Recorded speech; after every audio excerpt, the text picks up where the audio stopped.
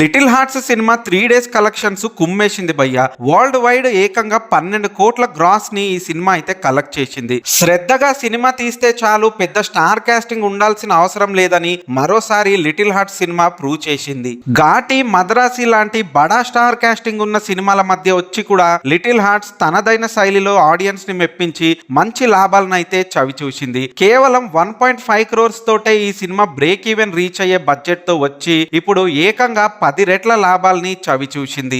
ఇక మేకర్స్ చాలా కాన్ఫిడెంట్ గా ముందుగానే పేడ్ ప్రివ్యూస్ అయితే మొదలు పెట్టారు. దానికి 15 లక్షల వరకు వసూలు చేయగా డే 1 2.5 CR ని, డే 2 4.25 CR ని, డే 3 కి ఏకంగా 5.42 CR ని సొంతం చేసుకుంది.